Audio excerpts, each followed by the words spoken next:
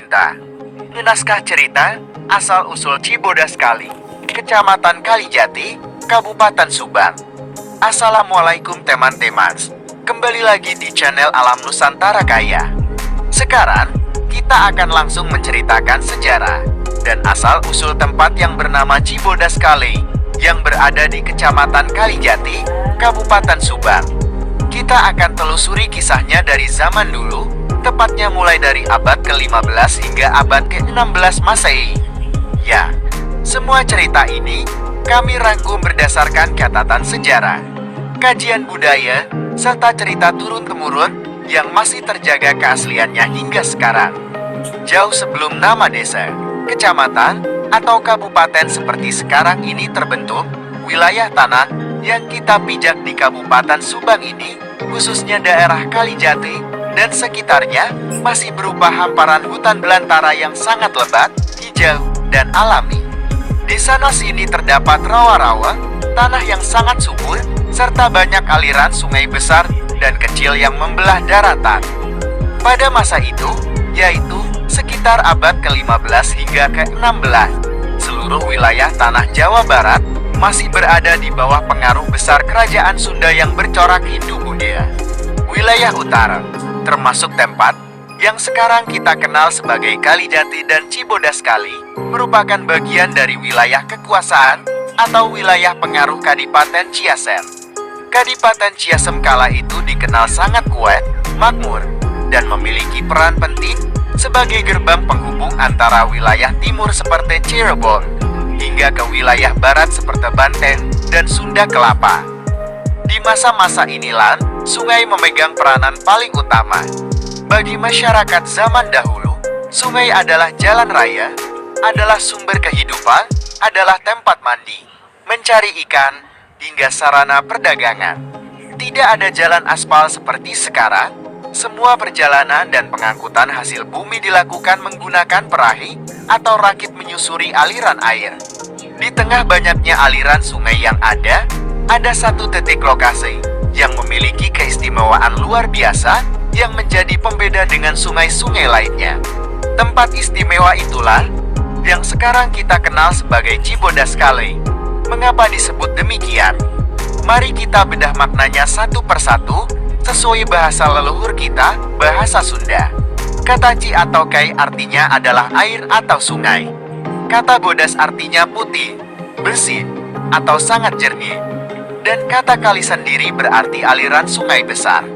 Jadi jika digabungkan, arti nama Cibodas Kali adalah aliran sungai besar yang airnya sangat bersih, jernih, dan berwarna putih bening. Nama ini bukan nama yang dibuat-buat, melainkan nama yang diambil langsung dari ciri alamnya. Berdasarkan keterangan para sesepuh dan catatan sejarah toponimnya atau asal-usul nama tempat, di lokasi ini terdapat mata air besar dan aliran sungai yang sangat unik. Berbeda dengan sungai lain yang saat musim hujan airnya menjadi keruh berwarna coklat lumpur, sungai di Cibodas ini airnya tetap bersih, tetap jernih, tetap bening, seolah-olah air itu memancar dari sumber yang sangat dalam dan murni, sehingga tidak bercampur kotoran sekalipun saat hujan deras. Karena keistimewaan air inilah, para penduduk awal yang pertama kali membuka wilayah ini memutuskan menamai tempat ini dengan nama Cibodas. Lalu ditambah kata kali, karena tepat di sana ada aliran sungai besar yang menjadi penanda batas wilayah dan jalur utama kehidupan warga. Air yang jernih ini membuat tanah di sekitarnya menjadi sangat subur, sangat cocok untuk bertani padi dan tanaman lainnya. Inilah sebabnya mengapa banyak orang dari daerah tetangga seperti Ciasem, Pagaden, atau dari arah selatan seperti Galuh dan Sumedang yang memilih pindah dan menetap di sini. Mereka mencari tempat yang aman, dekat sumber air yang melimpah dan tanah yang bisa menopang kehidupan keluarga mereka. Masuk ke pertengahan abad ke-16, terjadi perubahan besar dalam sejarah Nusantara. Agama Islam mulai berkembang pesat dibawa oleh para wali dan pedagang. Kesultanan Cirebon dan Kesultanan Banten mulai mengukuhkan kekuasaannya menggantikan kekuasaan kerajaan Hindu sebelumnya. Wilayah Kalijati dan Cibodas kali ini pun masuk ke dalam lingkaran pengaruh Kesultanan Cirebon. Pada masa ini, masyarakat mulai mengenal sistem pengairan atau irigasi yang lebih teratur. Air dari Cibodas kali yang melimpah itu pun kemudian dialirkan ke areal persawahan yang lebih luas lagi, membuat wilayah ini semakin makmur dan dikenal sebagai lumbung padi. Berbicara soal nama tempat, tentu tidak bisa lepas dari nama Kalijati sendiri. Kalijati juga memiliki kisah sejarah yang sangat menarik.